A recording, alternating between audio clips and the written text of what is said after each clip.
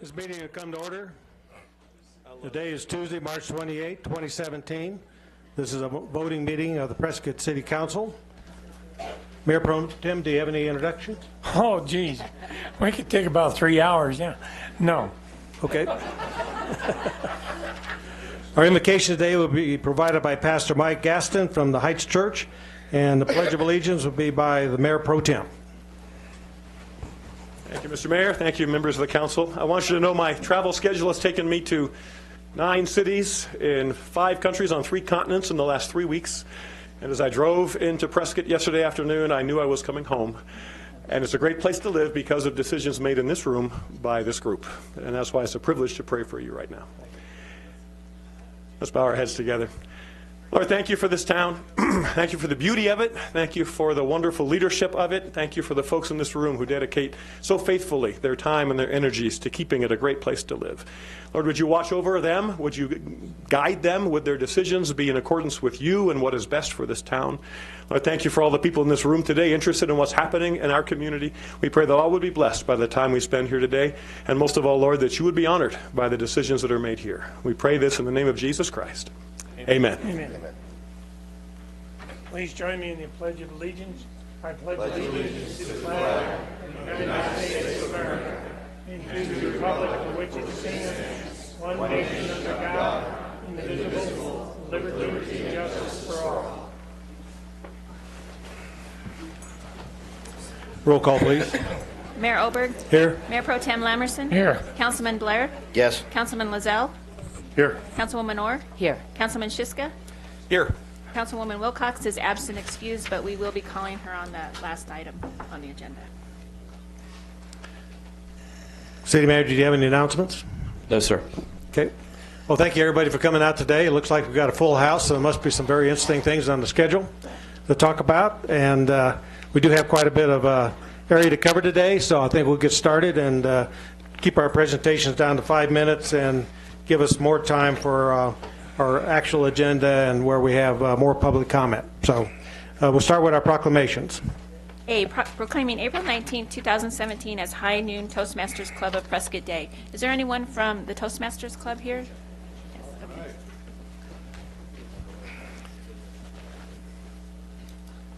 I'm not sure I need that, but is it on?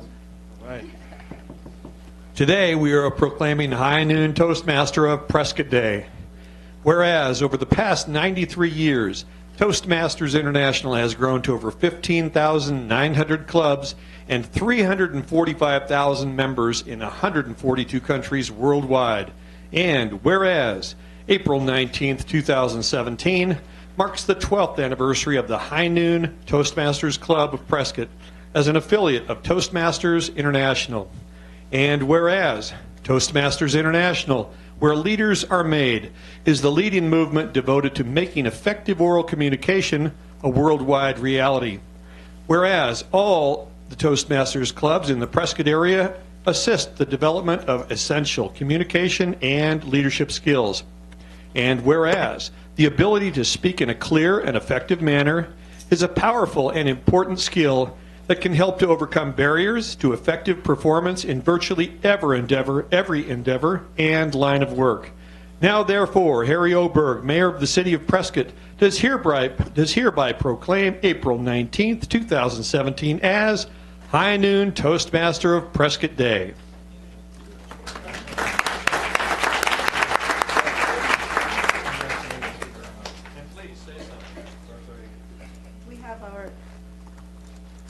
Membership drive or anniversary day on April 19th, and we would like to have you all come, learn how to speak properly and stop stuttering like I am.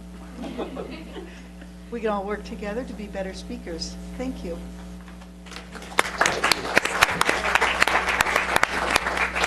Item B, proclaiming April 2nd through the 8th, 2017 as Victims' Rights Week.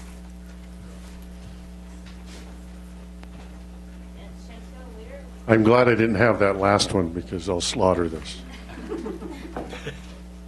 Very nice job, Steve. Toastmasters. I have the honor to do a proclamation for National Crime Victims' Rights Week. See, there I go.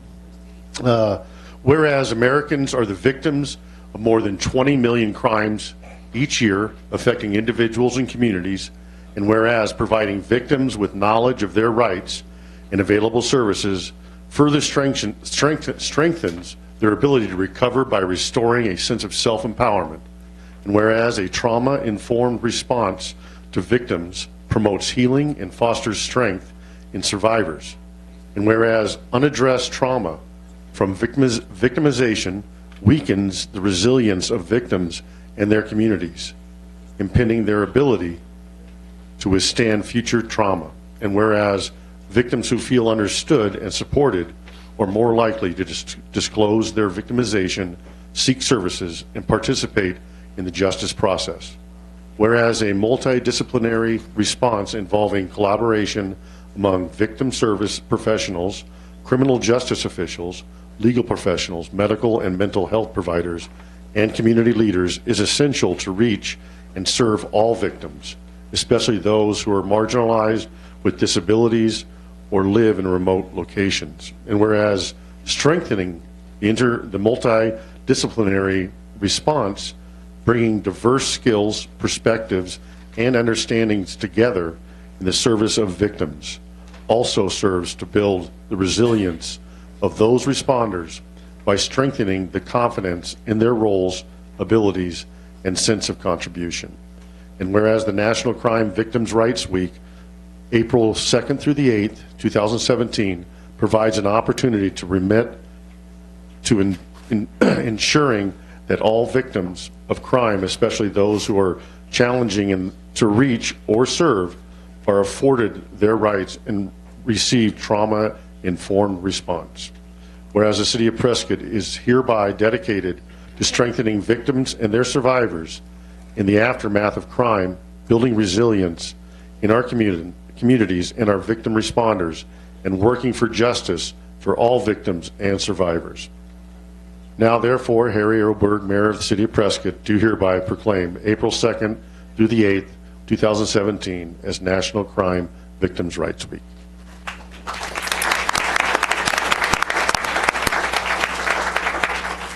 Thank you, Mayor and Council, for reading and acknowledging the importance of this proclamation.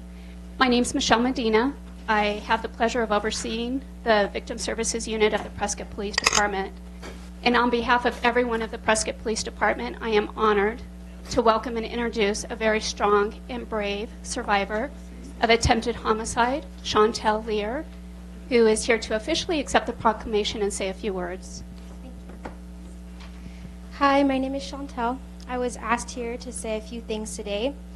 As I read this proclamation, two really stood out to me. Whereas providing victims with knowledge of their rights and available services further strengthens their ability to recover by restoring a sense of self-empowerment. And whereas a trauma-informed response to victims promotes healing and fosters strength in survivors. These two really hit home and touched my heart. Until you're a victim and have had to go through such life-changing events, you don't know how important these services are. Without the Prescott Police Department and Victim Services, I don't know how my girls and I could have come out as strong as we did. I'm extremely honored and thankful to be standing here today and to be able to say thank you for all you've done. What a truly special thing to be a part of. Thank you.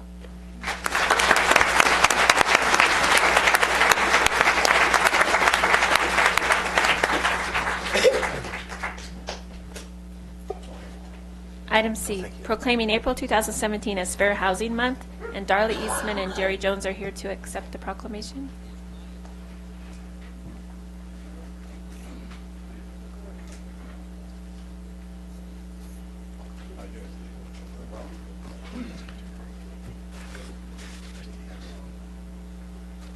Good afternoon, ladies and gentlemen. This is a proclamation for Fair Housing Month, April 2017.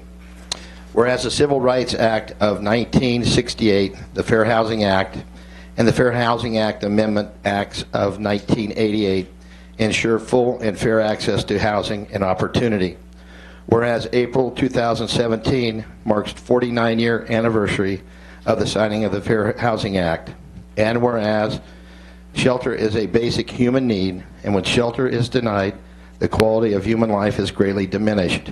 And whereas people must not be denied equal access to the enjoyment of housing because of race, color, national origin, religion, sex, disability, familiar status, and whereas the City of Prescott recognizes the values and efforts of those who seek to reduce barriers to full and fair housing opportunities, and whereas April is designated nationally as Fair Housing Month, now therefore I, Harry B. Oberg, Mayor of the City of Prescott, do proclaim April as Fair Housing Month.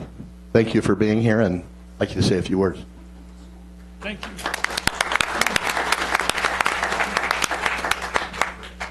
On behalf of the Citizens Advisory Committee of the Community Development Grants, Block Grants Project, we acknowledge here today the proclamation that you are offering. With me is Bob Painter, who's on our committee, and Darla Eastman, who's with the Community Development Group and is our coordinator for block grants, of which we don't know what we're going to get in the future. We all know that there's a lot of things in life that aren't fair, but fair housing is a right and therefore a responsibility, and we accept nothing less. Thanks to you and the mayor and council for your help. Thank you.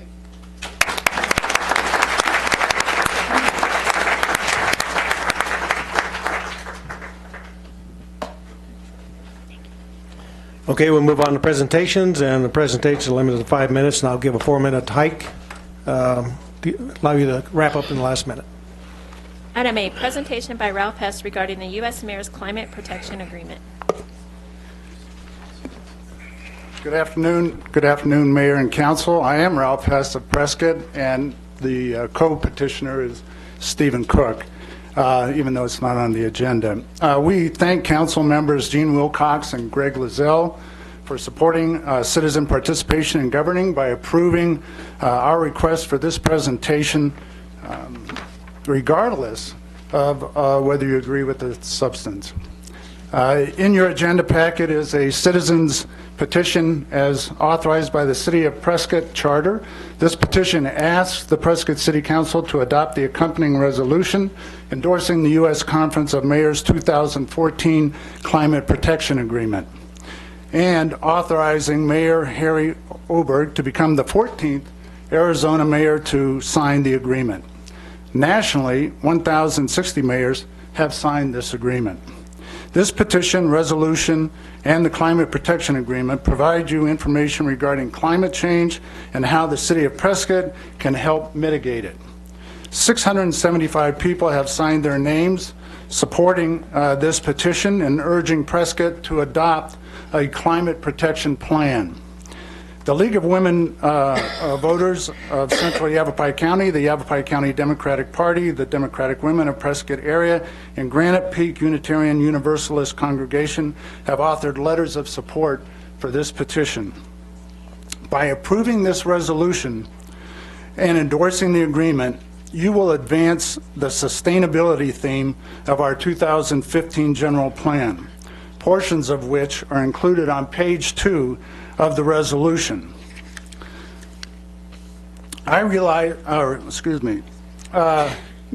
Climate scientists worldwide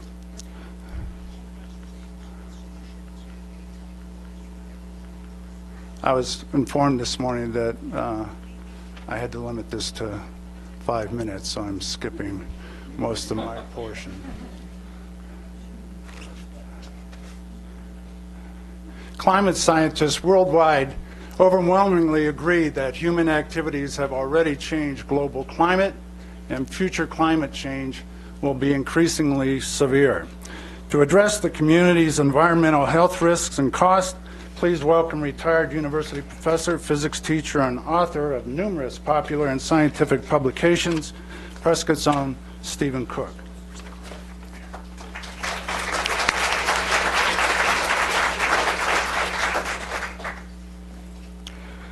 Hello, I'm Steve Cook.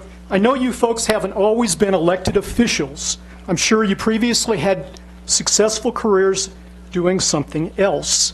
Success often depends on carefully weighing evidence. Certainly, doctors and dentists do this. Similarly, we expect elected officials to take positions on important issues like global climate change based on evidence. As a kid, I began gathering some such evidence in 1961 when I heard about what scientists in Hawaii were doing monitoring carbon dioxide. That afternoon, I learned about how extra carbon dioxide from burning what came to be called fossil fuel can trap heat that would otherwise escape to space. Fast forward to 2017. Here's a graph based on nearly 60 years of data those guys in Hawaii have collected. Note the steadily rising atmospheric concentration of carbon dioxide. You have a copy of this in your agenda packet. Likewise, for a graph of average global temperatures from 1880 to 2016 presented here, taken together, showing data from the 1950s to today, they offer critical evidence of the link between rising carbon dioxide at the left and average global temperatures at the right. Today, global temperatures are the highest they've been in the last 125,000 years. In your packet, you have the information that details this.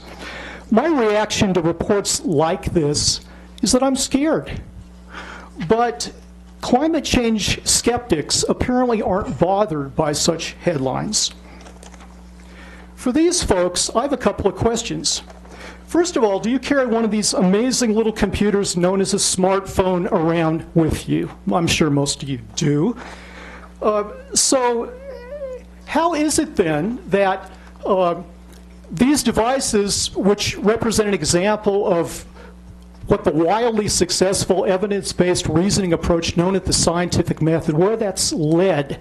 Okay, so the second question is, how is it that although you depend on the overwhelming scientific consensus that makes the cell phone you carry around work, how can you dismiss the overwhelming scientific consensus that is greatly concerned about future global climate change? You got 1 minute left. Okay. The climate crisis has been called the most serious challenge our civilization has ever confronted. I fear that unless we take strong action today, the world that our children and grandchildren inhabit tomorrow will be increasingly unlivable due to climate change, and someday totally unlivable. Here's another future I can imagine. When our grandchildren become aware of the threat human activities pose to our environment. And what will we tell them when they ask, Grandma or Grandpa, what did you do? Now, even if you don't share our climate change concerns, there's another reason why you should support our resolution. It's the recognition that saving energy equals saving money. A guy named Gene Murphy really wanted to be here today, but I urge you to, using the contact information in your agenda packet, contact Gene, go down to Sacred Heart Parish, which is right down the street, find out about the innovative solar and conservation program that they've got going down there. I've got all kinds of statistics here that Gene provided about the dollars that have been saved that I'll just run through.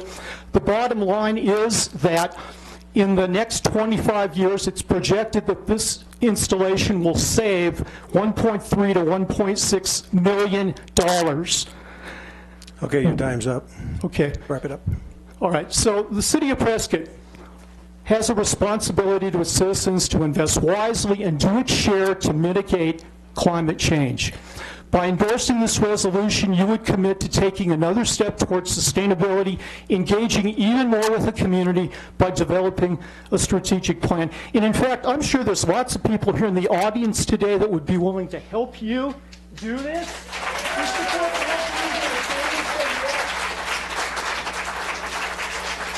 Thank you. Okay, thank you. And Mayor and Council, this is the actual original petition. I'm submitting it to the clerk.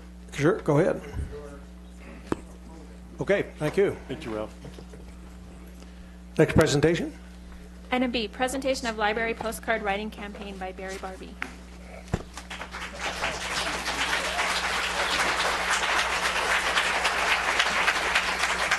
I have no idea how long it's going to take, so maybe just cut me a little slack. We'll see how that goes. My name is Barry Barb. I'm living and operating restaurants in Prescott with my family since 1998. And I'm the instigator of these little guys that you've been receiving for the last several weeks. Before I start talking about the library, I really want to thank the council. I want to thank you for agreeing to put Proposition 443 on the ballot in August, because I do not feel that we can talk about city services without addressing this liability or debt that we have, and I think the conversation has to take place at the same time. When I moved to Prescott in 1998, Prescott was pocked with closed restaurants, closed businesses, boarded up windows. Downtown Prescott wasn't so great. This was before the lovely little flower boxes that we have and all that stuff on the corner. We got through that. And then we had a recession like none other. We got through that. We actually came out of that stronger and better than ever before.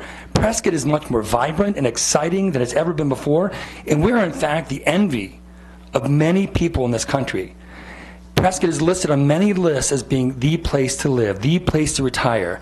And I think by giving the voters that opportunity to approve Proposition 443 and vote on the future of Prescott, I don't think you'll be disappointed. Now, one of the things I've learned about running a restaurant or a business in Prescott is you need to know your customer. And by collecting thousands of these cards, which you're going to keep getting as they come in, every time the library shows up as a budget issue, you'll get more of these. Sorry, Steve. But anyways, you need to know your customer. And what I've learned by reading these cards is this is who your customer is. Your customer is the elderly couple that lives in the Arizona Pioneers home, who are not internet savvy, who do not have access to computer, but relish and look forward to that weekly visit to the library to keep their minds active and continue their knowledge in their older years. Your customer at the library are charter school students and PUSD students who go to the library after school as a safe haven to do homework, to meet friends, and to collaborate on class projects. Your customer at the library are gentlemen who meet to read the periodicals and to discuss the politics of the day at the coffee shop. Your customer at the library is book clubs and nonprofits who meet in the quiet areas there and also utilize the private meeting rooms there at a nominal fee.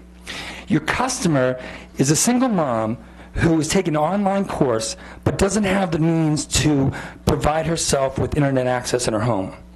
Your customer is a lady who brings her granddaughter into the library for the first time to gain knowledge without pushing a button or touching a keypad. She's teaching that girl how to responsibly check out a book, care for it, and return it in a timely fashion. That's your customer. There were 26,000 people in Prescott that hold library cards. Between them, they checked almost 750,000 items out last year alone.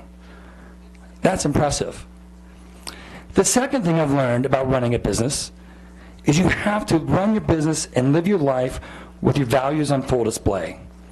To me, that means caring for your family, your friends, those less fortunate, being involved in your community, and when you see something that you think is wrong, you stand up. Last year, when city services the budget caused the library to reduce its services, and there was talk of possibly charging a fee for people who utilize the service, I felt that was wrong. So we had 12,000 of these things printed.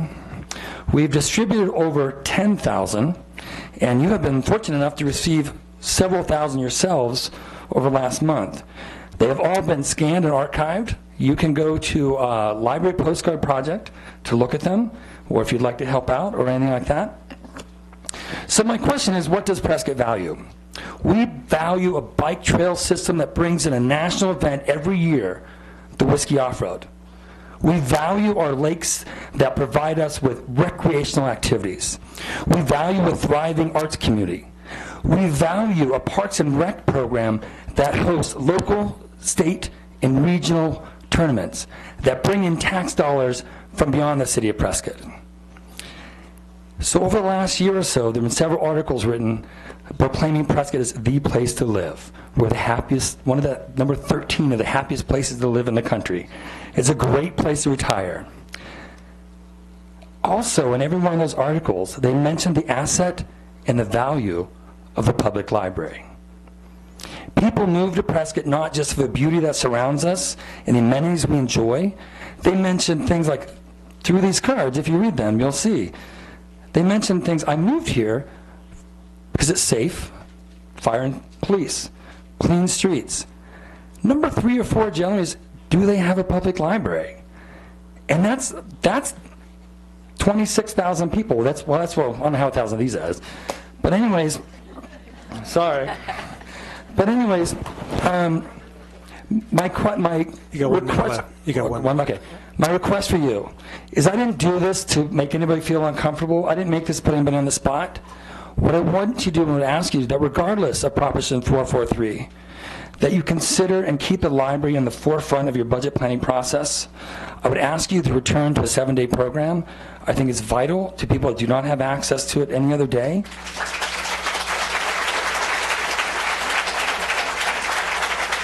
And I'd further ask that if you want to have more information, Library Postcard Project on Facebook. And if you want to see the relationship between Proposition 443 and the library and other city projects, in a couple weeks you can go to standforprescott.com and see the relation between those two. Thank you. Okay, thank you, Barry. Thank you, Barry.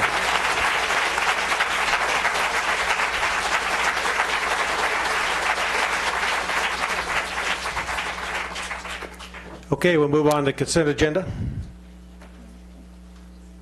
Mayor, we can't comment. Consent agenda. Item A, approval of minutes for the city council meeting held on March 14, 2017. Item B, approval of a one-year contract extension to city contract number 2013-142A4 with Bennett Oil and city contract number 2013-143A4 with SC Fuels for gasoline and diesel dispensed at off-site fueling stations. Item C, award of city contract number 2017-273 for the repair and upgrade of the United States Forest Service generator feed line at the Prescott Municipal Airport to Complete Aviation Fuel Systems Incorporated in the amount of $26,391.35. Item D, award of city contract number 2017-280 to Drill Tech Incorporated for the Airport Well Number 4 monitoring project in the amount of $91,360. Item E, adoption of ordinance number 5028-1566, an ordinance of the Mayor and Council of the City of Prescott, Yavapai County, Arizona, authorizing the purchase of real properties and easements from James Revocable Trust, James 110 Investments, LLC, Robert H. Kieffer, 1978 Revocable Trust, and George Pippin Memorial Foundation, and acceptance of a public trail easement from James Revocable Trust for the State Route 89 widening project south of SR 89A, and authorizing the mayor and staff to execute any and all documents to effectuate said purchases and easements.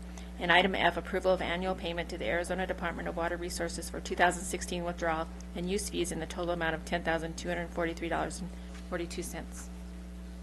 Do I have a motion? Yes, Mayor. First, I'll ask my fellow council, does anybody want anything removed from this? Not hearing any. Mayor, I move to approve consent agenda items 9A through 9E. Second. Okay, I got a motion and a second vote, please. Actually, hold on. F. 9F. Yeah. I think I heard 9E. You did. Oh, you don't have the corrected on. Just the 9F. Thank you. That's Second. okay. Thank you for taking care of me, John. Second. Your vote, please. Oh, sorry. Passes 6-0. Okay. Dana would have yelled at me tomorrow if we would have missed that one. So. Okay, we'll move on to the liquor license agenda. Mayor and Council, on today's liquor license agenda, there are two special event liquor license applications. One is a request for the United Way of Yavapai County and the other for Prescott Chamber Foundation. The applications have been determined to be in compliance with city requirements and are being recommended for approval. If you have any questions, I'd be happy to answer them.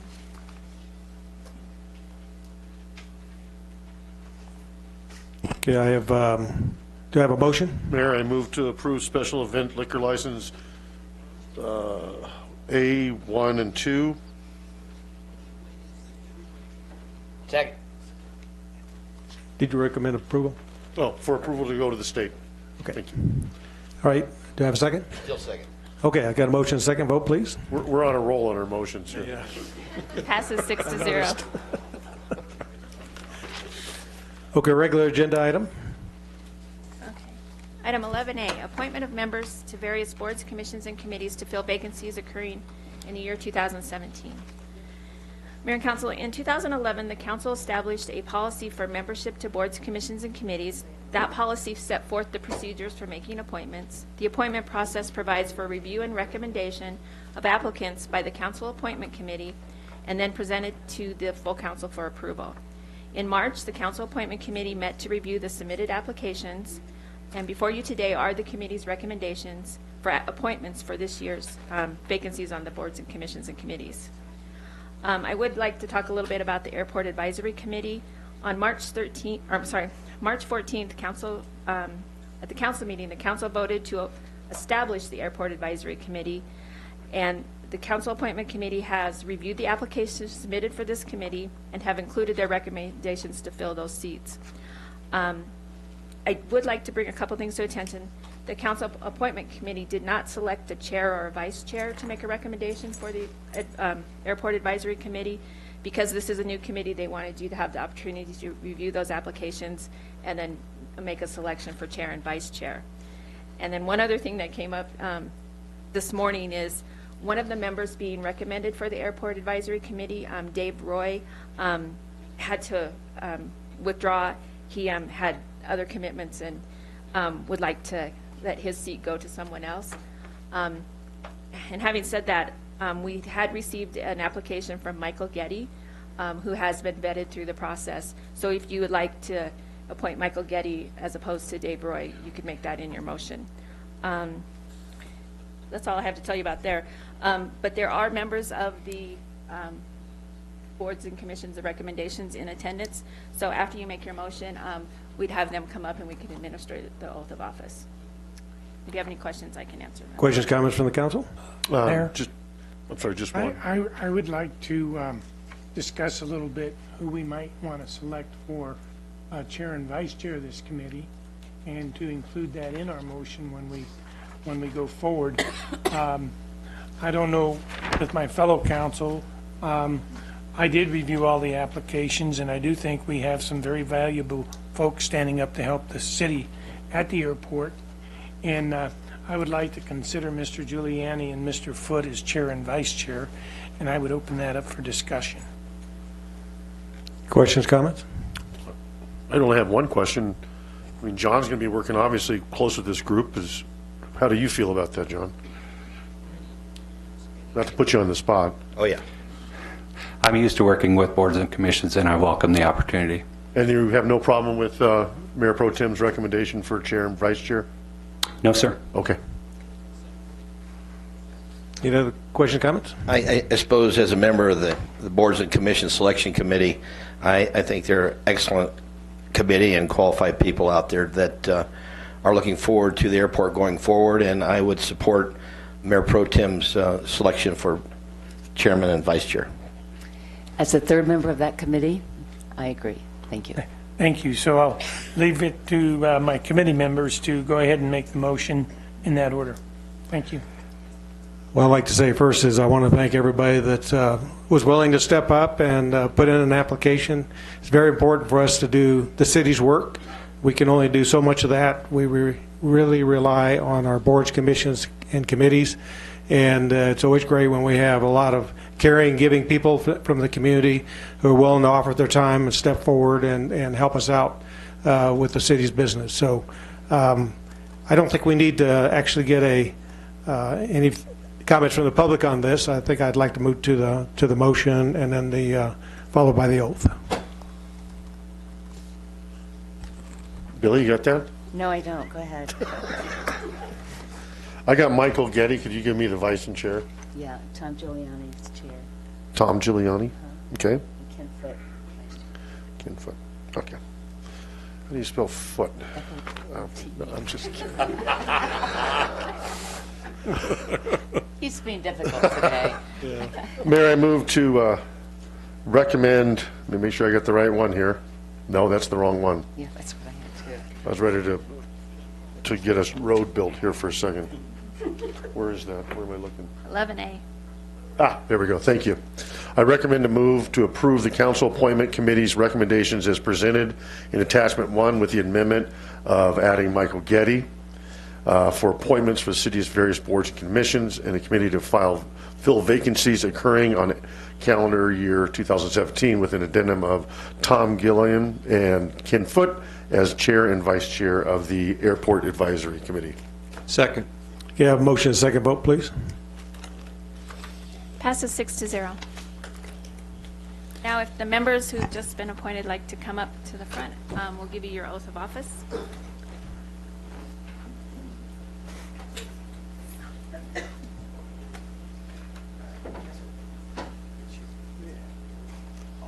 Is that all boards and commissions?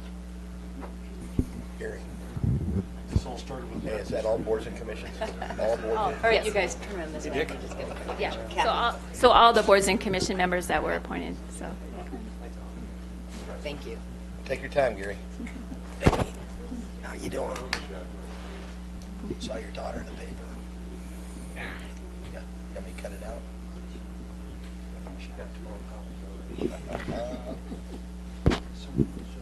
Okay, are you ready? Okay, raise your right hand and repeat after me. I state your name. Do solemnly swear that I will support the Constitution of the United States and the Constitution and laws of the state of Arizona, that I will bear true faith and allegiance to the same and defend them against all enemies, foreign and domestic, and that I will faithfully and impartially discharge the duties of member of the State Your Commission according to the best of my ability. So help me God. Okay, thank you. If on the way out, on the way out, there's a table set up. Just stop and sign your oath, and then. Thank you. Out here at the table.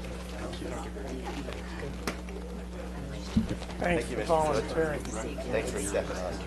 Thank you for volunteering. Thanks. Appreciate it.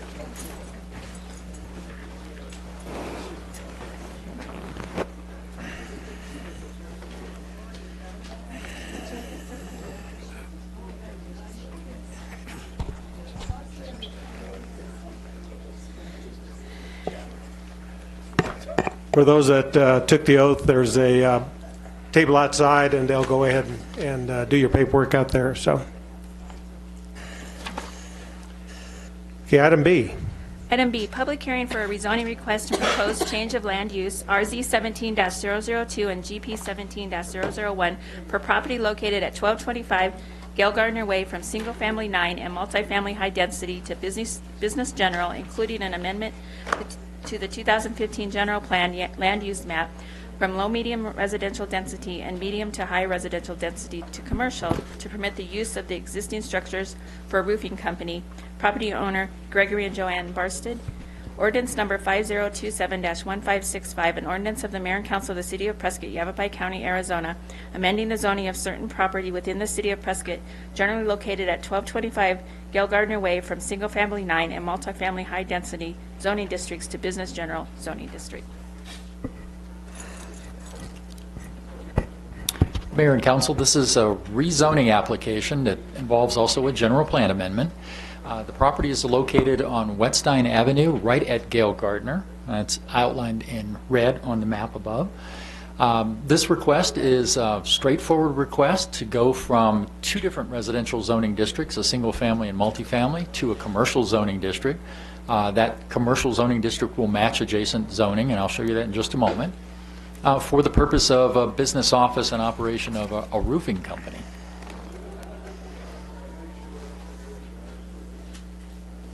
So the current zoning of the property is single family, that's the light yellow.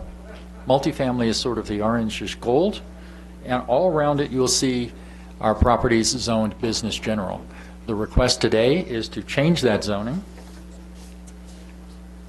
so that all of it is business general, allowing for this particular use, and with a specific use, again, of a roofing company and their business office.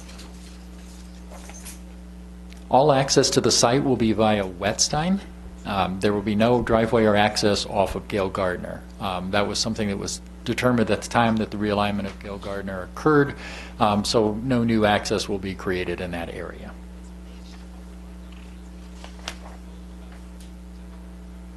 Property contains what's currently a house to be converted to office uses and a couple of outbuildings to accessory buildings for storage uses. Again, the access off of Whetstone will be here into a parking area. The requirements of the city's land development code are met by the site design as well as the request for the rezoning.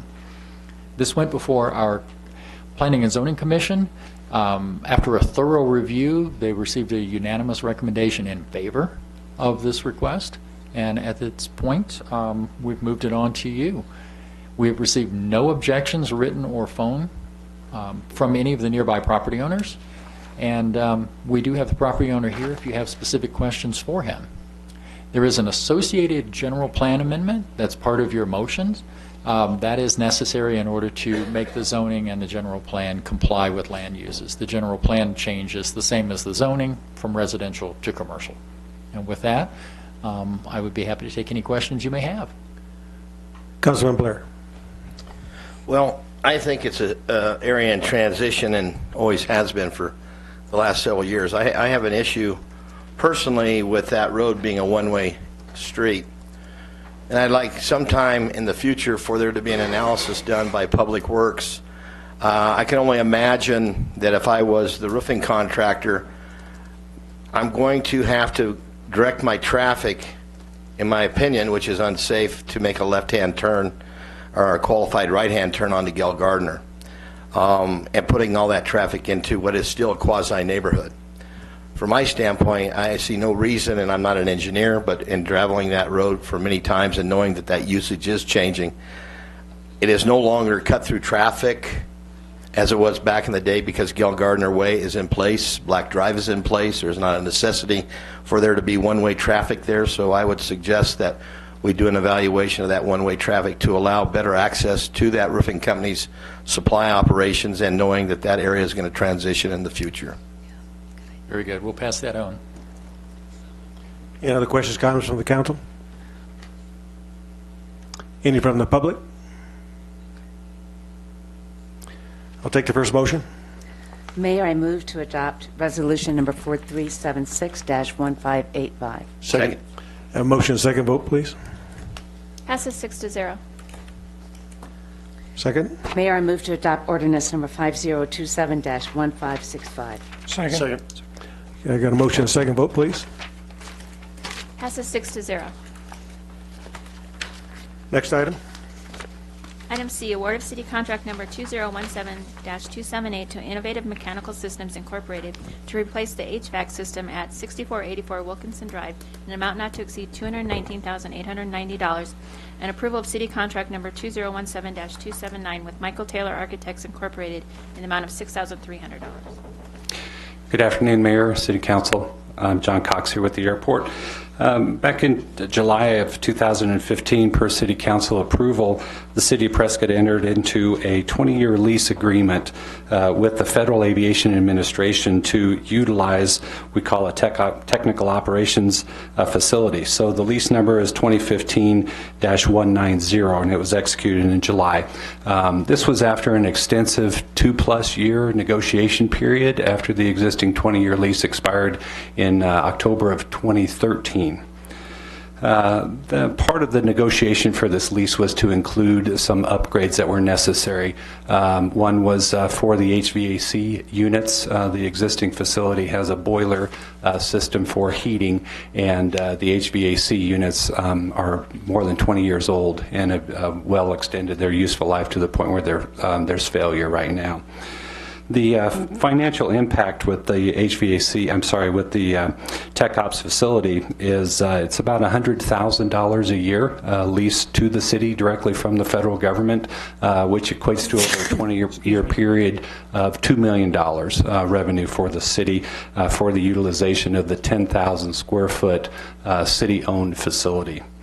Once the bids did come in for the The actual HVAC upgrades, Innovative Mechanical Systems was the lowest qualified bidder at just under $220,000. There were several other bidders that were included. That included a $250,000 bid as well as a $380,000 bid. So the City Council approved the Aviation Fund budget for this year, fiscal year 17, in the amount of $200,000. And that was based on the estimate to repair the HVAC system. The construction phase was $220,000. However, there was also some design phase work and the construction administration that's necessary to ensure that the contract is actually installed and the system is installed per the design. Staff was preparing, again, per more lease negotiations, an additional $100,000 in fiscal year 2018 to perform some additional lease obligation upgrades, which includes some ADA compatible upgrades. However, the good news is there's an estimate now, the latest cost estimate is it will be less than $50,000, and the airport fund may actually be a part of the building fund, working with Field and Facilities, which will enhance further savings for that amount. So staff recommends the City Council approve the contract with Innovative Mechanical Systems for the lowest qualified bid of $219,890 and approval of a contract with Michael Taylor Architects for the construction administration services in the amount of $6,300. The project can be completed within fiscal year 2017 if a notice to proceed is executed in early April. Does anybody have any questions at this time? Questions, comments from the council? Okay. I just appreciate the Forest Service and the federal government being part of our community, knowing they offer safety to our residents when it comes to the slurry bombers and the things that they offer for our community. So thank you, Jeff. Appreciate it. Any other questions, comments from the council? Any from the public? Do you have a motion? Mayor, I recommend action. Yes, recommend action number 1 to award city contract number 2017-278 to Innovative Mechanical Systems Incorporated, in amount not to exceed $219,890. Second. Okay, have a motion, second vote, please. Passes 6-0. Mayor, I move to approve city contract number 2017-279 with Michael Taylor Architects Incorporated in the amount of $6,300. Second. Okay, a motion, second vote, please. Passes 6-0. Thank you. Next item, D. Item D, authorization of city-owned properties for marketing. Mayor and council, at your direction, city staff investigated parcels that we could conceivably surplus. We've had a lot of debate and discussion internally and also with you guys about what parcels are appropriate for this type of sale. And listed in the memorandum prepared by myself and Don Hirsch is 5 parcels for consideration to be marketed, and additionally 1 parcel that we might want to put an RFP on the street for lease or rent. And at this point I would open that up for dialogue and discussion. We've had a significant amount of that, but if we'd like to talk about it some more, we certainly can. Questions, comments from the council?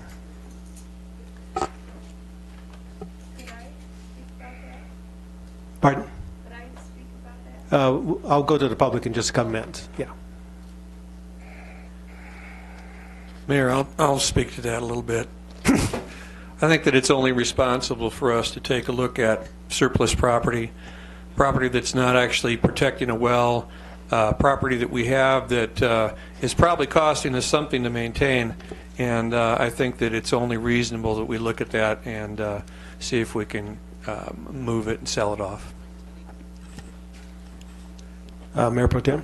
Thank you. As I previously stated before, I agree with Councilman Shiska down here. It's the type of thing we should be looking at and doing.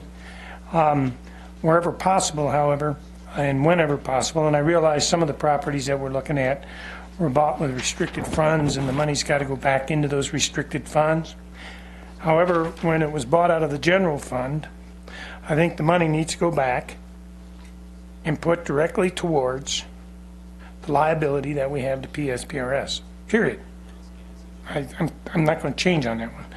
So whatever mechanism you choose to market, lease, whatever the case will be, that's fine.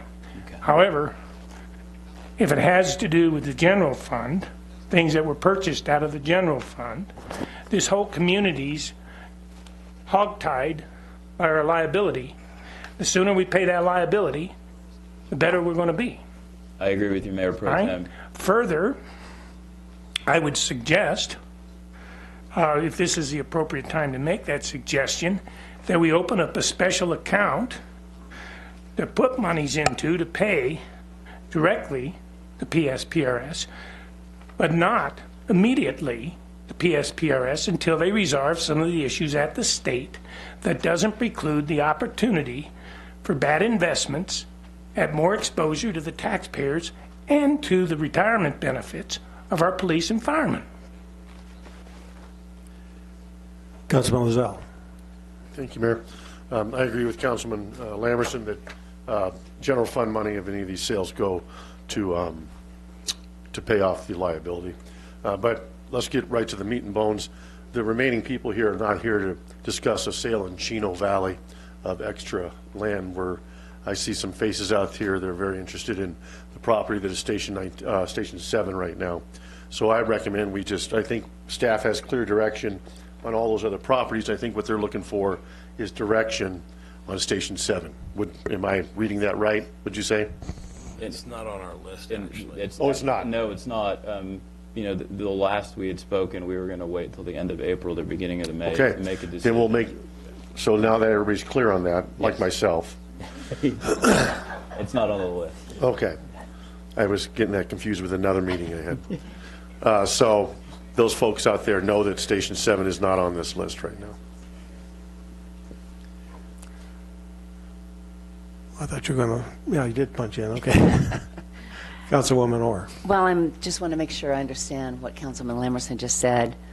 So you're talking about money, revenue that is obtained from these properties, Jim?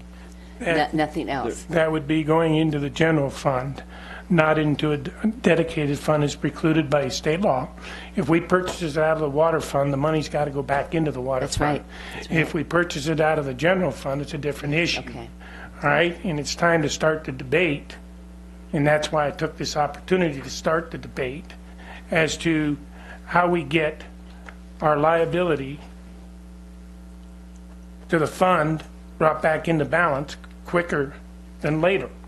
And the only way I can see to do that without risking future payments into the same board that hired other people that made bad investments at the risk to my employees as well as to the taxpayers of the city is to start accumulating the money into a special fund dedicated solely to paying PSPRS. Mayor Pro Tem, there are some limitations about what local governments can do in terms of investing in certain equities. So if it's desirous of the board to set some of the money aside, we probably need to look at what our return on investment could be before we decide if that's the right direction for us. Okay, I'm not as much saying about putting it into an investment as much as I'm saying putting it into a bank account and not giving it to somebody to take down the primrose and lose it again. And that's certainly something we can All right, consider. so that was my only point. And I think the public's going to have some input on this sooner or later, and we're going to get this conversation started. So that's just my input. Okay. So, Mr. Manager, I want to clarify that Proposition 443, the 3/4 cent, that would go directly to pay. It would. The unfunded liability does not have to go into some sort of fund to sit and wait for another decade.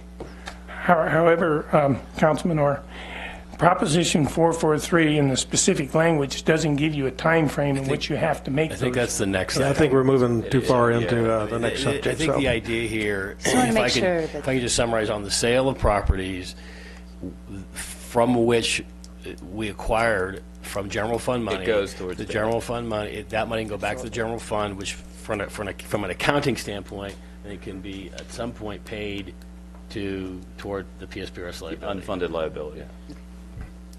Yeah, thank you. And council, of course, council can always designate that to be held, to be paid, or to be paid whenever you want it to be paid.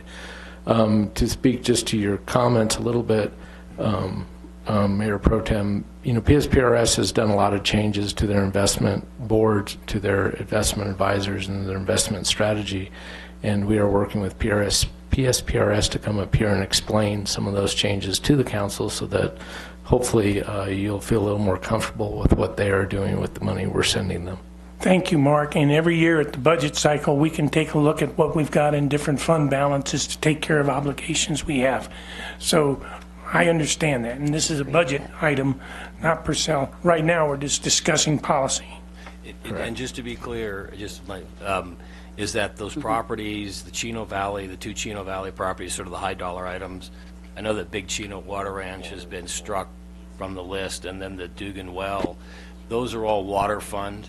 So all that money has to go back to the water fund. It's not a general fund, lest anyone think that there's $1.5 million or more that could go towards PSPRS. That money has to go back to the water fund, as the Mayor Pro Tem was saying. Councilman Shiska. Thank you. Jim, I totally agree with you. This money, I have no problem with it going directly to PSPRS or paying down our unfunded liability. The one thing I don't want to do is to seem like we're accumulated money, and like the state tends to sweep money that's available.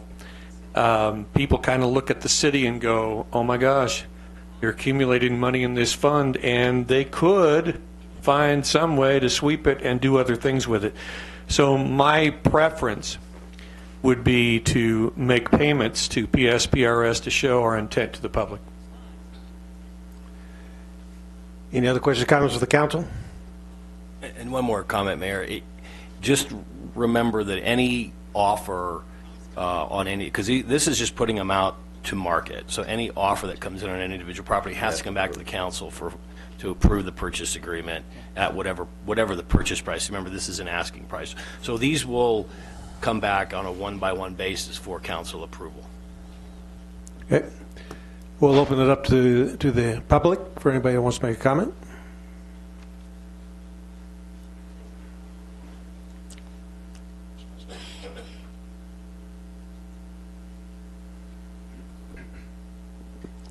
I'm Sally Lorette, and I live at 415 south of Larkin, and I understood that the parcel, the 4 lots on Aubrey and Larkin were being discussed today, according to the paper, and I called this morning. Is that correct?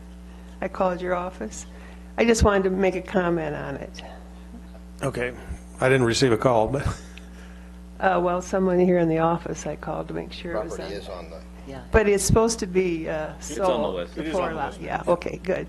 Well, I live right, I adjoin one of the lots, so I'm very concerned about what happened. And what I'm saying to you is, even though there's 4 lots, the lots are only 50 feet wide and 150 feet deep. It's the original town of Prescott lots, so that's where my property's on one of those.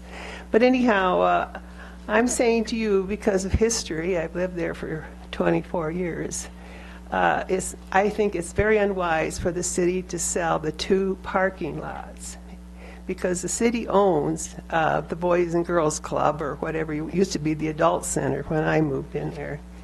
And, and I feel, along with some other in the neighborhood, that would be very unwise to sell those 2 parking lots right at the corner of Aubrey and Larkin, because it is still being used. In fact, the Boys and Girls Club just built in the back a cement slab and a big fence and a couple of basketball courts, and the children are now playing out there. And it took up about 20 spaces that used to be in the back. And I think there's at the most just 4 spaces left in the front and 8 in the back and 8 in the front on this adjoining Aubrey Street. And just like Friday night, there was a gathering there, and the parking lots were used. And in the past, there has been a church that met there. I suppose it brings some income into whoever. And it's just being used, and it would be very unwise because in the past, when the adult center was there, we had a real problem with parking in the streets, and they're both dead-end streets. Aubrey ends right on the edge of the front of the Boys and Girls Club now, and then of course coming up Larkin Street, it's another dead end. So we had a real problem. In fact, when the adult center decided to move, or wanted to move, and the city bought the lots, actually I had a bid in on it too, but went over. But fortunately, they moved where they belong. It's real great up on Rossi Street, real big, lots of parking spots. So that solved that problem. But the city still owns the building there, and I think you will continue to do that. And if you do so, I think it's very necessary to keep those two lots. And anyhow, there was a petition by our neighborhood. And during the sale of those 4 empty lots, that the adult center was going to expand and put a huge building on it. And it would have the traffic's terrible. It was a 4-way stop right there. And so I don't want to go through getting all those signatures again, should you sell those, because I don't think it's very wise for the city. It was very dangerous. And anyhow, and then also I called the first thing when I first saw about the sale of the lot to someone that was in charge, according to the newspaper, and asked if I could be considered to buy one of the lots. And I was told, no, they will be sold because they're all one parcel. I think it means there's 2 parcels, 2 lots parking, and then 2 lots that it comes up and joins my property. But I do want to say, being an old realtor, I know that is 2 separate lots. It may be one parcel on the tax roll, but it can be split easily. It can be done. So anyhow, I just would like you to consider keeping those lots for the good of the city and for the good of the people that are using the Boys and Girls Club at the present time. Thank you. Thank you. Thank you. Thanks, Sally. So I guess the parking lot, maybe I should ask the lady, are the people that are parking there, are they using the Boys and Girls Club? Okay. Yes. Or are they just using the basketball courts or what?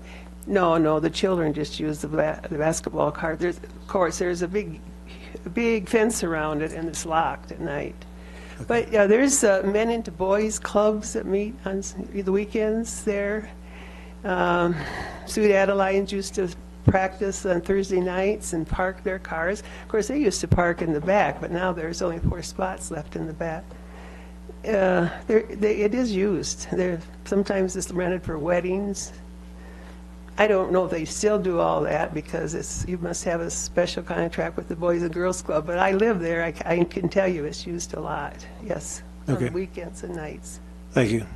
Don Hirsch around, or? Yeah, Don, you want to come up and talk?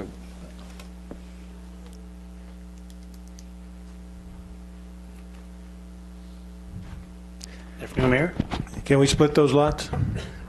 Anything can be possible. If we're going through a regular lot split process. There's actually currently 2 parcels there, and the original township plat, it had it as 4 separate parcels. Would they be conforming lots if you cut it in 4? I'm not sure. It'd be definitely a community development question on that. Well, again, I think that, I know people say, well, don't sell this, don't sell that, but at the same time, we do have a significant PSPRS liability obligation. We have to consider how we're going to pay it. And, out of the 14 things that we came up with, options, one of them was selling some of our excess property. This is definitely excess property. I know that, right now it's possibly being used to support some kind of parking, but, I guess I'm just going to have to ask city manager to kind of review that up there and see if there's any other kind of possibilities for the parking. Mayor, the one parcel, there's 2 parcels. It's called the north parcel. That one basically has like a paved parking lot on it. The southern parcel has, it's basically dirt with a driveway across it. That's the best way to describe it. the way they're set up. The northern parcel, I can see where someone would use that for parking for the Boys and Girls Club because of the location. It's directly behind it, and it is a parking lot. The other one, that would be, I believe, the parcel that abuts your home. That's the parcel that abuts her home is the dirt one. And there was a home on there one time, which is no longer there on that one. It's just the driveway that remains. I think that I would research the underlying zoning of that property. 50 by 150, those are old-time lots that were multifamily. They can still be multifamily. They may want to be marketed as multifamily, as individual lots. I wouldn't, as a neighborhood, want those to be sold as 2 or as 4, to have somebody come in and put in a huge, new, modern 4-plex or a 6-plex to mesh with the community there. So I think there's some merit to keeping that old road and that neighborhood intact by merchandising these lots per individual. Councilman, those particular parcels are currently zoned multifamily, medium density. And that's what my fear is. If they go out to RFQ or RFP, or they're open on the open market, and they're sold as 1 or they're sold as 2, that opens the door to a big box structure of multifamily to come in, opposed to a 50 by 150 that could be a 3-plex that would better fit in as a house style in that neighborhood. So from my standpoint, I think it's better served that we break them up into 4 and merchandise them as 4. Any other comments, questions from the council? Can we do that? We could go through the community development process and probably do that, but I would definitely have to check that. I think we should at least explore the option. We'd have to make We'd have sure all the facts. There were 4 conforming lots. We'd have to make sure that any splitting of the lot, well, if we split 2 lots into 4, it's a subdivision plat, so we'd have to go through the whole subdivision platting process. Well, I think I just heard him say there's 2 separate parcels. There's two parcels that have, and originally in the original Old Township plat, it was 4 parcels. So at some point in time, over the last 125 years, those lots got combined into 2, which has happened a lot through that entire neighborhood. But there are explain a lot to of me, multifamily in that neighborhood. if you have the down below that are considered as 1 and the 2 up on the hill considered as 2, then you're splitting that once into 2 lots and the other one once into 2 lots. So it wouldn't be a subdivision because they're separate. I know, I'm not an attorney and you're smiling at me. Yeah, I just think that if we're going to do something like that, we need to go through the same process as anybody else does, and it may be a subdivision plat by creating 4 lots in that location. It is multifamily. It may be even multifamily high. I'm looking at It's the zoning. multifamily, medium density. Okay. So, and again, depending on the lot size, it would dictate then how many particular units you could put on there and all that. So I'd like to at least go through the process. Again, I understand it's about making money, but also from my standpoint, it's about preserving a neighborhood as well. So if you take all 4 of those lots and somebody puts in an 8-plex there, it does not fit in with that neighborhood. And I don't know that I'm suggesting that happen. I can't do that to that old neighborhood. So I think we're better served by at least addressing individual lots to see if we can do that. I think if that's the direction of the majority of council, then we need to pull it off this list and then do what we need to do and then put it back on the list because it's going to have a different pricing. I would suggest that we do that. Yeah, we have it on the list as it is because that would be the highest and best use of those 2 parcels would be to sell them together. So it'd be all 4 original parcels, all 4 original lots. But you're not listening to me. Well, I don't want to do that. I understand. Okay, I don't want to do that. And if the rest of the council says let's do that, then I'm still not going to be in support of that. You got an older neighborhood that needs to have some originality and stay intact, and it's not always about money, and I'm not so sure we can't gender enough money by selling them individually. We haven't tested that water, so I think we should test that water. We can certainly pull it and see what we can do and what options are available, if that's the desire of council. I agree. Mayor Pro Tem. Thank you, Mayor. At the same time you're looking at that, also look at our water policy. Almost sounds to me like we're stepping on our own left leg here with regards to water policy. Lot splits, we don't allow people to split lots and then have access to water, see what blah, blah, blah. Yeah. All right, so by cause and effect, we could be shooting ourselves in our own foot. So No, I agree. We have to look at the implications of a split in its totality, what it means from a subdivision, what it means from a water. You're right, Jim. Totally right. That you don't want to create more problems by doing this. But let's not forget they did have water on those lots originally. I think at the end of the day, what the motion needs to do, if there's a majority consensus, is simply pull that off, and then staff can go back and work the issue and bring it back later. Okay. Any further comments from the public? Well, yeah, legal descriptions are lot 6 and 8 on the parcel right next to me. I'm lot 10. So the original, they are all subdivided were lots. So I don't think it's hard. But that whole neighborhood is single family across the street, another single family. I live in a triplex I own. Yeah. So Yeah, it's mixed, but It's a definite mix in that area. There's a lot of triplexes and single family. Okay, next. Hi, Dan Bauman with the Prescott chapter of the Firefighters Association. I had one question, or like some clarification possibly. I know that one of the properties listed, I believe I went through the council packet, was the piece adjacent to or part of, I don't know if it's zoned as a whole parcel, but where Station 7 is. But then in going through the council packet, it looked like it's sort of a bow tie shaped piece. It didn't look like it was the whole back piece. It showed as like 2 slivers of the back piece. And I don't know if I misunderstood it or if it was, but it just, I thought it could affect things moving forward, and I was curious if. Don, will you bring that parcel up and show them?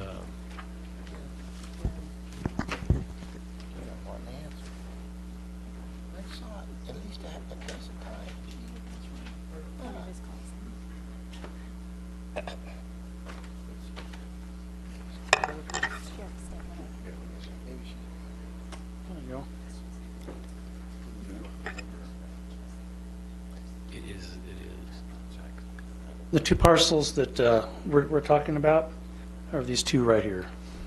These 2 right here. Not this one. This is the one that has the fire station on it. These are the 2 that have a Easy Street address. Okay, and I thought looking at the council packet, see that triangular piece of the back piece? This piece here? Let me just point it out. The one in red, the right triangle. To the right. I thought in the packet it showed that. It is that and one? then a tiny little sliver No. right there. So that was like a. It would So be- it's the whole back piece? Correct. Yes, it is those 2 back pieces. And you would definitely want to do them together because you need access across the one to get to the other one. And that's what I thought. I just was curious because selling 2 tiny pieces of the bigger part would affect the value of all of it. Correct. Okay. Thank you. Yep, thank you. Anyone else? Do I have a motion? Mayor, I move to authorize city staff to market the above listed city-owned properties less the Aubrey Street property as described. Second. Got a motion and a second vote, please? Passes 6-0. Next item.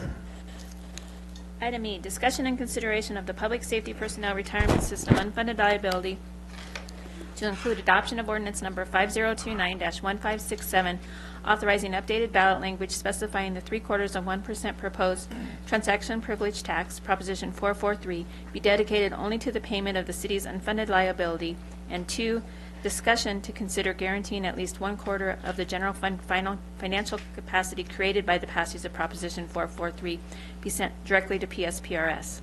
Ordinance number 5029-1567, an ordinance of the Mayor and Council of the City of Prescott, Yavapai County, Arizona, placing on the August 29, 2017 election ballot the question of adopting a transaction privilege tax of 0.75%, the revenue from which shall be required by law to be dedicated only to the payment of the city's unfunded liability to the Arizona Public Safety Personnel Retirement System, taking effect on January 1st, 2018, and ending the earlier of December 31st, 2027, or at such time as the city's PSPRS unfunded liability is $1.5 million or less as determined by actuarial valuation. Questions, comments? Yes, Mayor. Steve Shiska and I asked that this be placed on the agenda because, as you know, we have formed a political action committee called Stand for Prescott, Vote Yes on 443, asking people to stand and to vote for our city. When we're out and about and talking, we've done a couple of presentations, we've met with several groups. One of the questions that keeps coming up is, discussion about whether or not the ballot language actually says that all of the money that's raised for the 0.75% needs to go to the unfunded liability. So we checked with Attorney Palladini and asked him, how could we, this is not changing any language, it's simply clarifying. We want to clarify so that when citizens out there read this ballot language, there is no doubt in their mind that 100% of this 0.75% will be going to the unfunded liability. Therefore, we're asking that you add a phrase which is required by law, and then one word to be dedicated only to the payment of the city's unfunded liability. That's the only change. And I guess I wouldn't even say no. Are you saying I'm saying that wrong? No, she's talking about the thing. Oh, no, I'm sorry, Michael. We were trying to call in Gene Wilcox. Oh, I'm sorry. I thought you were saying. No, that's okay. Okay, no, so again, we're not changing the ballot language. We're clarifying the ballot language to make it very clear that when voters put a yes by yes on 443, they know that all of that money is going to pay down the unfunded liability of 0.75%. But here's where my confusion is. You've confused me. Because now you've said to obligate 0.25% of what was already being paid. No, Steve, you're on the wrong That's what I heard her say. No. That was just for discussion. Okay. That was just, we're talking about clarifying That's what needs to be clarified right here. I just heard her Yeah, well, read we both will of them clarify in that, this- but Billy, hold it. Okay, sure. She just read that whole thing, the whole thing, and I heard 0.25% of the original monies that we're sending to Phoenix be set aside. Now, if that's not part of the motion, it just confused me. It just is not part of the motion. And so we're just asking to clarify what's going to be on the ballot, which is under the law, required by law, dedicated only to. And that we're just talking, Steve, about the 0.75% that's earned by the sales tax. And I think after I talked to you about, it'd be a good idea to talk about it, after I read the language, I think it already says that. Well, we thought so too. We are already saying that this money that is raised is going directly to PSPRS, period. We thought so too, but there are actually folks in the audience Well, they're that not said listening. no. So it's very clear. It's very clear. All monies raised by 0.75% go to PSPRS. dedicated. Period. So, Mr. Palladini, you said we're being redundant I did. by adding only. The word dedicated means of a thing exclusively allocated to or intended for a particular service or purpose. It's one of the definitions. In my view, the way the ordinance read, dedicated to, is exclusively allocated to. You know, and so my suggestion was it didn't need to change from a legal standpoint. Now, I understand the other side of it, which is sort of the political standpoint. But how much clearer can it be? I would think so too, Steve. Okay, well, I come on, really? We're wordsmithing here. It says dedicated to. The whole 0.75% dedicated to.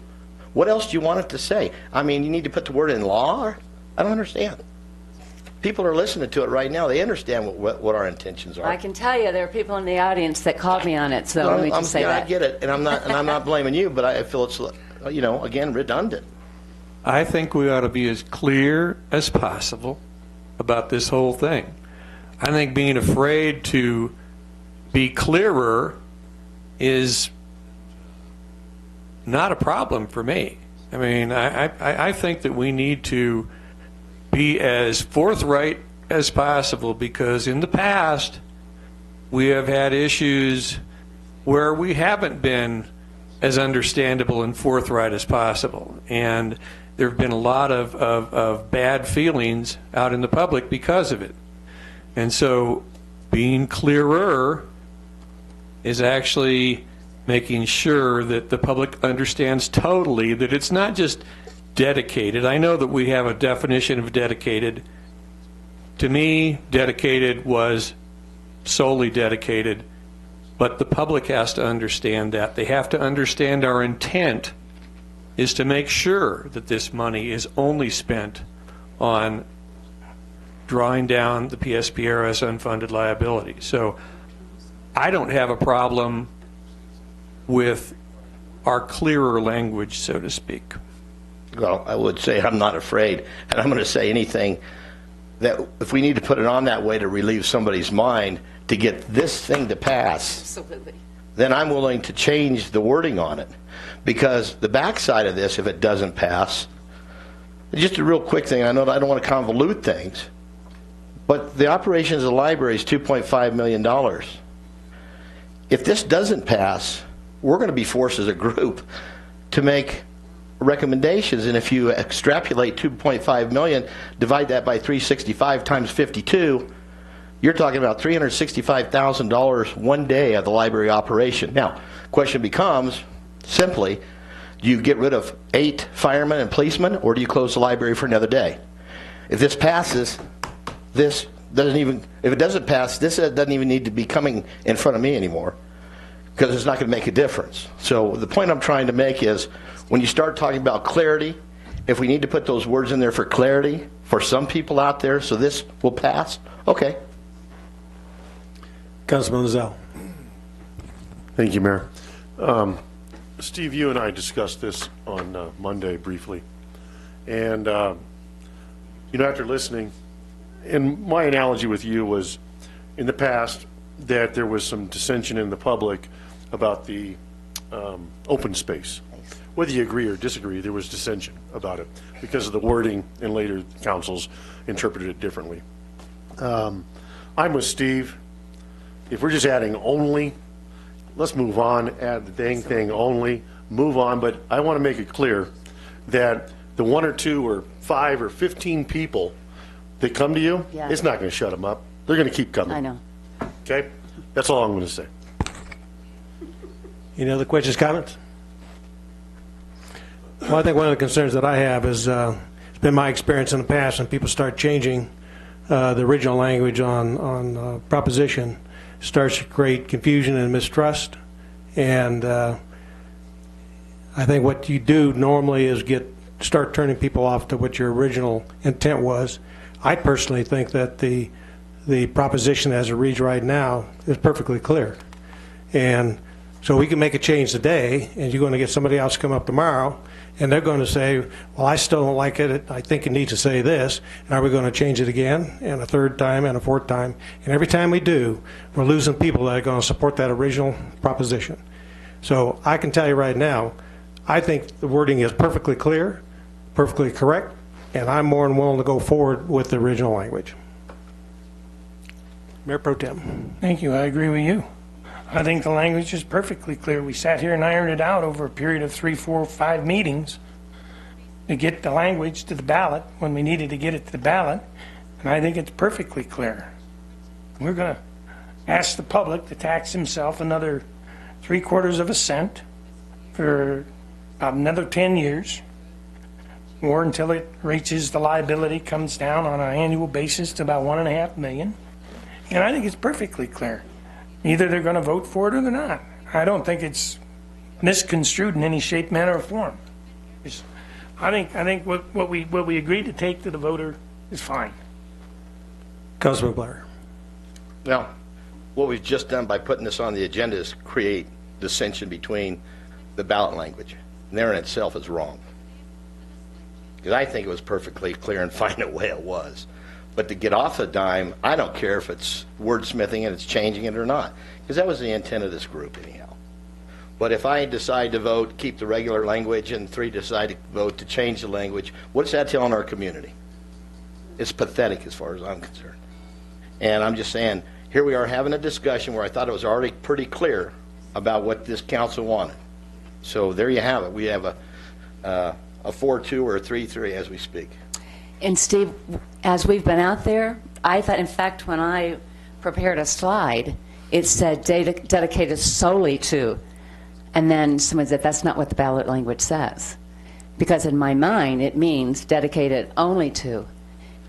But we're being called on it. So I want this proposition 443 to pass more than anything else this year. It's absolutely essential.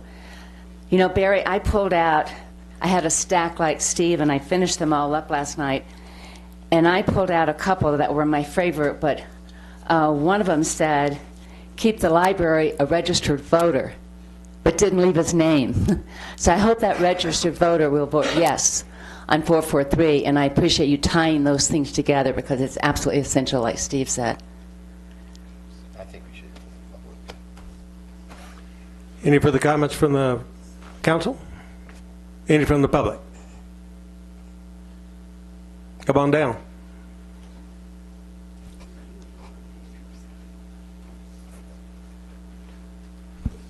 Hi, Dave Turbeville. Have DT Products on Easy Street.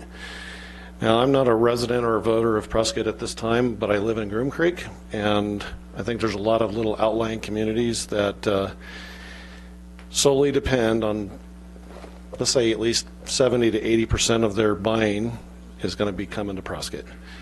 So Steve Blair, I assume you still have a radio program. I think that the message could be passed through your deal. I think all of you, as I've said before, it's incumbent on the council to make sure they express their views well known that you are behind this package and make it happen a lot of different directions, whether it be sitting down and having one-on-one interviews with the paper so you get that out there. It also needs to be supported in a way, I guess, like by people like by myself to, even though I don't get a vote, I do spend tax dollars here to get people that I know that live here and vote here to hopefully make sure that they will vote in favor of this. I guess it's probably a little late in terms of the cart or the barn, or the horse is already out of the barn in terms of when you guys are talking about changing the language. I would have, I guess I should have been maybe a little bit more involved with you guys, but I would have liked to seen the council or the city of Prescott go with a 1% tax for about 6 years and then have it go before the voters again to basically see if, to allow, instead of tying a voter to 10 years of it, take your pain a little bit more now, but then have it out. And then either the tax is doing its job or it wasn't. But anyway, that's another issue. We did discuss that, by the way. Yeah, Okay. we did. Thank you. Yeah. Anyone else?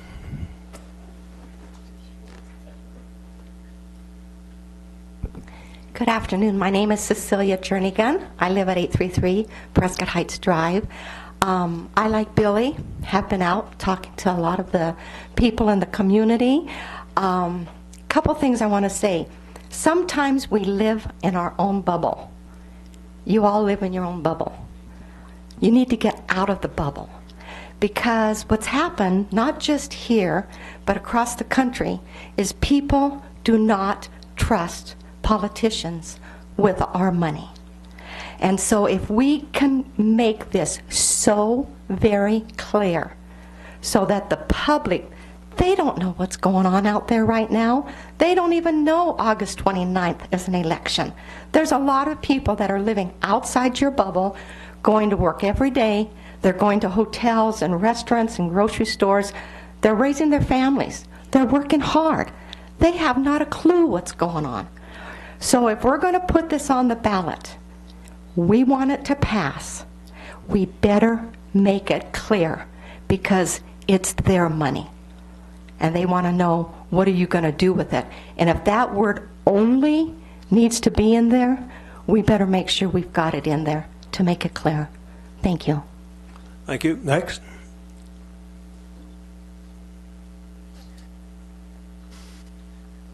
Mayor and Council, my name is Phil Good, 3022 South Park. I do think that this additional clarification is important.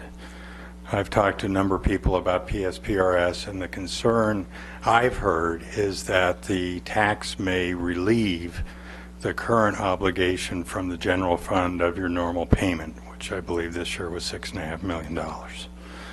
But if this is solely dedicated to your unfunded liability, that's $78 or $81 million, whatever it is, and clearly you will continue to make that normal payment to PSPRS, then this will augment your total payment to PSPRS, and you might actually have a chance of achieving your goal, which is to pay down that $78 million while continuing to pay the normal payment that you receive from PSPRS.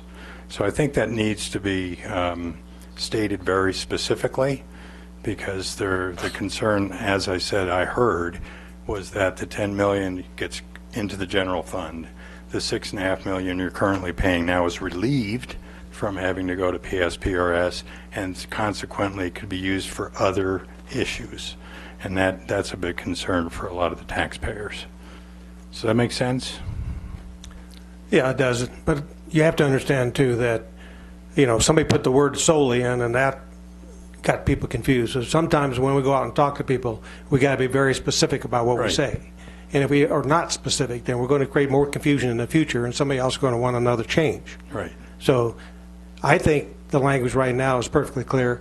You're actually going a little bit further into our next discussion here in a couple of minutes, when we're going to talk about, are we going to take that, you know, that normal payment and look at spending it all or a quarter of it or something like that. So I understand exactly what you said. But I think right now, just to deal with what we're dealing with here is on the language. I think we need to move forward on that and see if we got any other further comments on it. Thank you. Very good. Thank you. Yeah.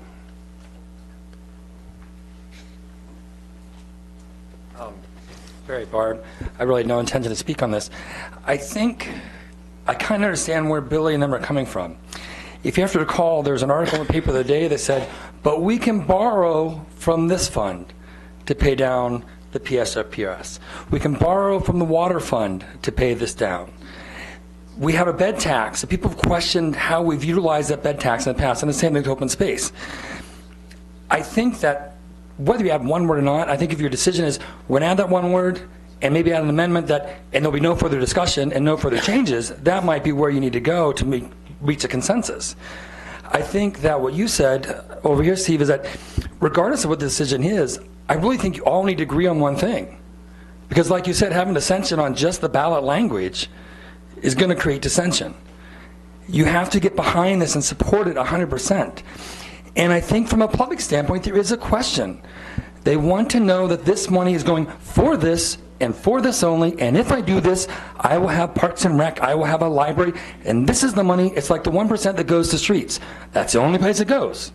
That's it. So I think if you're going to do this, I think, again, I do applaud you, because I think you've really gone through the trenches on this thing, and I've really looked at it from every way. And if one word is going to screw up whether or not it passes, I think it's silly to argue over one word.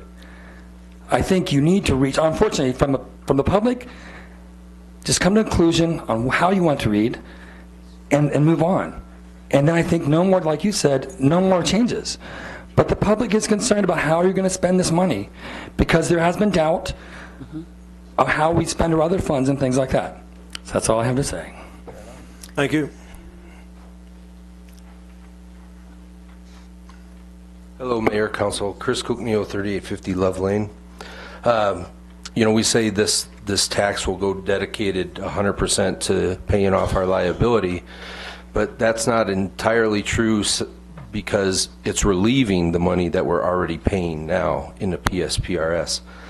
You know, if we said that only a quarter of the current spending will continue to go to paying off PSPRS, why not say 75% of that spending? Because with the tax, if you had that and the current spending going to that, you'd knock this liability out in about 5 years, maybe 6 years. You know, the problem is just so huge. I'm afraid that we're kicking it down the road. I applaud you going to the voters for this, because I think they need to make that decision on their own, because it's either do this or start making cuts.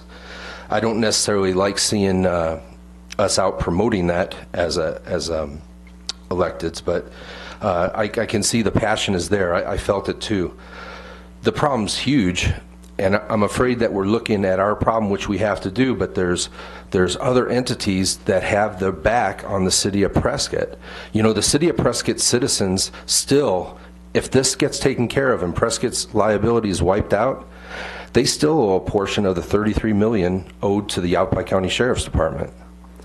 They still owe a portion of the $735 million unfunded liability to the Department of Public Safety. Some of us that live in the county have to shop here. This is where we shop. That's where the stores are. We have $33 million unfunded liability at Central Yavapai Fire District. So this problem is so big, and I'm really afraid that if we do this, it takes the heat off. It lets us kick the can down the road a little bit more. And like I said, I was part of that kicking the can for 4 years. I think we need to be screaming at the state, which I don't think we've ever really done. We've never started yelling. And the good thing for us is that other big guys are also in trouble now. Tucson is in trouble now. There's other cities that are in trouble now.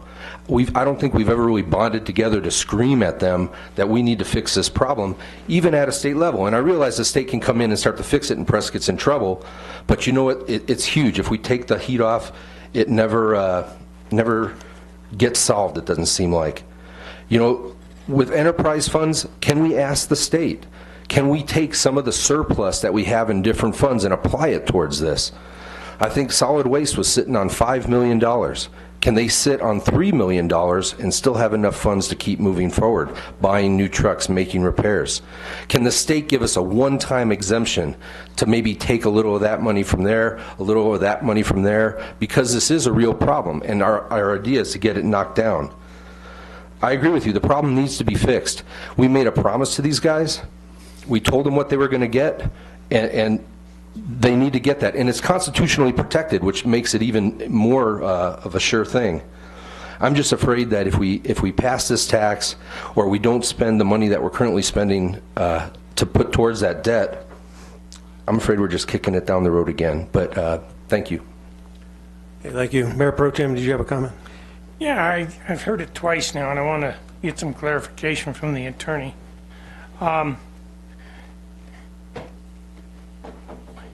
Whether the initiative fails or passes, it doesn't alleviate our mandated contribution. Am I correct? Correct. Are you talking about the regular payment that we pay? We have to do that regardless. Right. So the matter of fact that the ballot language as it reads today is solely, or it's It doesn't dedicated, say solely, Jim. or it's dedicated. I mean, like you, I see the two words as the same. Is not relevant. What is relevant is that we're required to make our annual contribution, and if we choose on an annual basis, what we would be obligated to do is take the whole 3/4 of a cent and either set it aside for later payment or to pay it automatically. And fact of the matter is still if I'm hearing this argument correctly, regardless of what we do with the 3/4 cent, we still got to pay our mandated contribution. Right. So the way that the current adopted ordinance reads is that, and this gentleman actually Barry brought up the point, if you look at our 1 cent street tax, that uses the same language, dedicated to, and then it goes on and lists the things that the money can be used for. It doesn't say dedicated only to, or as required by law. It just says dedicated to, and then it lists construction, repair, maintenance, so on and so forth for streets. It's the same kind of language. That was the original adopted language. Really kind of mirrors the 1 cent street tax, and that's obligated or mandated by law, as approved by the voters, to be used only for those things that are listed for streets and roads. So, but because we passed the 3/4, doesn't alleviate us from the state obligation. We still have to pay that. That's my second point. Is the way the language in the adopted ordinance reads, it's dedicated to the payment of the unfunded liability. So, in its simplest form, we basically have two payments to PSPRS. We have our regular annual payment, and I'm doing this in normal terms, and we have our unfunded liability payment, and collectively it's $6 or $7 million a year. This 3/4 of a cent, if adopted, would go to only towards the unfunded liability portion. The other part of our regular annual payment, roughly $1 to $2 million a year, has to come out of the regular 1 cent general fund. That's the way the current ordinance reads. Adding I did tell Councilman Orr that adding these words is, in my view, from a legal perspective, it was redundant, but I understood the sort of political need or desire to add the words. Okay, whether we pass this or not, we're not going to close the library tomorrow. We're not going to discontinue Parks and Recreation tomorrow. We haven't yet. We're not going to get rid of you or rest of general government. We haven't yet. Thank you. I guess my point there being, if we pass the dedicated revenue for PSPRS, it's going to generate approximately $9 to $11 million. And if we're making our mandated contribution along with that, you know, all due respect, Barry, it's probably going to be closer to 4 years. That's my point. And if indeed next year we're supposed to give, what, 7.5 million? Along with 11 million, that's 18 million. And the following year, the same thing and the same thing.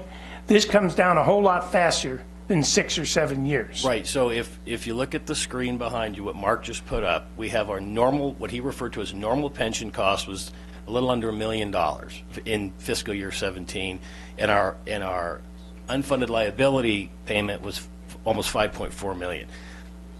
In no uncertain terms, the law, if this is passed, the law would require that 3/4 cent goes to that second line only, unfunded liability. It cannot be used for the normal pension cost or any other thing. I can say that with absolute certainty, that that's what the law would require, and if you tried to use it for something else, and some citizen, well, I would tell you no, and then if you didn't listen and we got sued, we'd probably lose, because the language is, in my view, absolutely clear. If you desire to add the only language, it just makes it more clear, but it's, in my view, from a legal perspective, I'm not talking the political side, legal perspective, it's unnecessary. And I told you that when we talked about this. So, from my view, what you just said as our attorney, you're giving us advice that it is legal and is pretty clear the way it's written right now. Why would we change it? No, it's not pretty clear. It's absolutely clear. Thank you. Dedicated as a defined word in the dictionary means it means used solely for. So when you say it's used solely for, it's the same thing as saying dedicated to. Well, they're like someone out like Cecilia said, government, it doesn't have the best reputation from the standpoint of following through, and they tend to find ways to kind of get around things. Not all those folks out there are lawyers. I want to make it perfectly clear. Okay. Not just clear, not just legally clear. I want to make it perfectly clear to the folks out there that that's what the money is going to be spent on. Now, are we sitting here saying, you know, I'm going to dig my heels in and my side is the one who's right? And I could say that on both of our sides, but I got to tell you, for the folks out there, it needs to be perfectly clear and not just legally clear. So let's get beyond the digging the heels in, and I think it's not politically right, it's reasonably right. You know, the political thing, I'm not into the political thing, but I am into making it perfectly clear that that's our intention. Well, again, that's your opinion. We don't have a problem with that, and everybody out there has a right to their own opinion and make their own vote. Sure. So, you know, I'm not going to have anybody up here saying that somebody else is doing something wrong, because that's not it. Everybody has their own personal opinion on things, and they should vote their conscience when it comes time to vote. Absolutely. And Mayor, I'd like to ask John. So, John, you added the language required by law. Is that really necessary? No. Okay. No, I did it just to make it, because when we had this discussion, you wanted to make it perfectly clear what the money, if this were adopted, what the money could be used for, and the current language, in my view, the current language of the ordinance that you all adopted mandate that if it's approved, mandates that the 3/4 cent tax that's derived would be dedicated to, meaning exclusively allocated to, the payment of the unfunded liability. Not allowed to be paid towards the normal pension cost, not allowed to be used for any other general fund purpose or any other city operational purpose, exclusively allocated to, i.e. dedicated to the payment of the unfunded liability. And that's what the current ordinance, in my view, says. And I understand, and I don't use political in the pejorative. I mean, just mean in the sort of, in the Making it clear. Yeah. Making it clear. And this whole dialogue's on tape, by the way, and we do have an attorney that gives us legal advice, so thank you, John. Councilman Maldonado. On video, too. I was not going to hit this horse one more time, but what the hell? Got a whip? Yeah, I got it. It's a big whip. No matter what we do here today, the damage has been done. You know, there are folks out there that like this to happen. And I'm going to make a recommendation. We don't do anything and just stand with what we have. Then I'd like to ask John a quick question. 7 years from now, this whole council changes over, and there is no way, because I saw the debate between the open space and the streets, and it was not pretty. So you're saying there's no way that that can happen?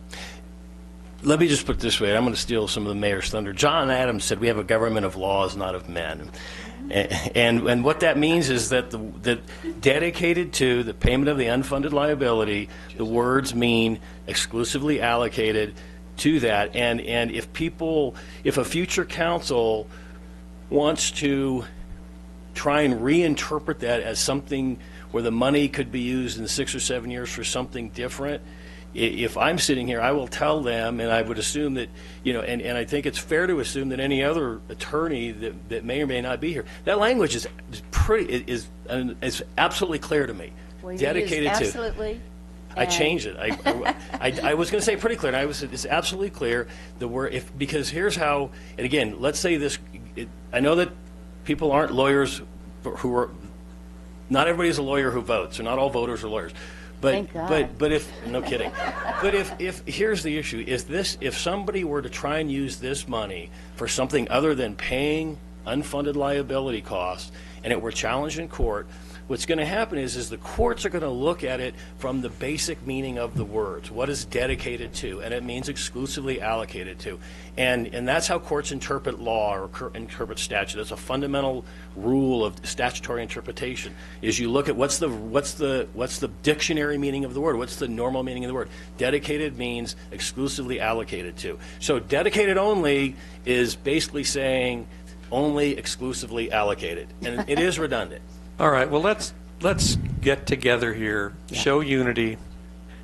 We all want the same thing. We just are getting there by different ways. I would be totally willing to pull this and not talk about it anymore. Let's go on to number 2. Mayor, can I address something Mr. Cugnio said? If I can remember, he said that he's disappointed he's seen us out there. Is that what you meant, Chris? That we as a council are out? You're disappointed in that. It is, Mr. Palladini, can you clear that up? Well, I don't want to address Mr. Cugnio's disappointment, but I think the question came up in the context of is what can elected officials do in a local election? And unlike city staff, the city staff are affected by what we call our mini Hatch Act, which city staff have a very limited role in local elections. And we address that later with the city staff. Elected officials don't have that same limitation.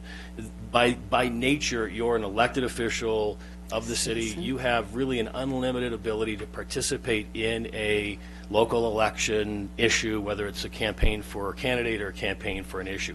What we can't do is we can't use city resources to influence the outcome of elections. So what you do outside, not using city property and not using city resources and Xerox machines, when you go to events out in the community, you have an limited ability to communicate whatever message you want to communicate. That's an elected officials, and the Attorney General gave us that opinion, saying elected officials have a basically a much broader ability to communicate what they believe in a local election than city employees. Thank you. You know, I just kind of wrap something up with this real quickly. I know we want to move on, but you guys need to stop beating yourself up over this right. dialogue. This is what the dialogue's supposed to look like. This is not easy. The people up here are trying to make the best decision for this community. It's not pretty. Is it tiring? Yeah, probably it's tiring for staff. It's tiring for you guys. You're trying to get this right. So don't beat yourself up. This is the kind of dialogue you're supposed to have. You go out to the public and ask for their input. You need to take it and consider it. At the end of the day, you might not include it in the ballot language, but considering it's what's supposed to happen. This is a representative democracy. Remember the sausage-making analogy when it comes to lawmaking. I mean, I've worked for boards where everybody bobbles their head, and yeah, it's nice from a staff perspective, but that's not what local government's supposed to look like. Stop beating yourself up over this. This is probably not the last dialogue you're going to have about this. So just accept that and hope that what comes out of this is the best product for this community. Well, thank you for those comments. Let's move on to number 2. Any questions, comments on the second part of this discussion? Yeah, I will jump in on this because, again, we have been out in the community. We've been listening to what people are saying. I think one of the things that citizens don't understand is that we can't do what the legislators do. They go in the lobby, they go in the back room, they do whatever, and they come to conclusion altogether. We can't do that. We do the public's business in public. So we can't discuss. So when I was asked the other day at CTC, well, what are you going to do that? It's not my opinion of where that goes. We as a city council need to come forward with a united message. And I think the way we're going to do that is that we have a dialogue about it. Because certainly Billy Orr has, believe me, I have a great opinion, but I don't represent 7, I represent 1. So we can't have this dialogue in private. Well, 3 of us can. Well, 3 of us can. Yes. But that becomes very tricky sometimes. No, it does. And because we break open meeting law. Billy, when I call you, Yep. I'm going to say the subject, say you're the first person I've talked to. Yeah, exactly. I do that every time. Okay. That gives, and I say, maybe I'm going to call Steve Shishka also. So now you know there's 3. So that's why we can't all come together and talk to it behind there in the council or over, lunch or something. So what we are hearing out there, and Steve, I think you and I heard it the other day on the radio, Steve Blair. So what are you going to do because we're going to stabilize the general fund by passing this 3/4 cent. How much more of that are you going to put to the PSPRS? Part of it, a fraction of it, all of it?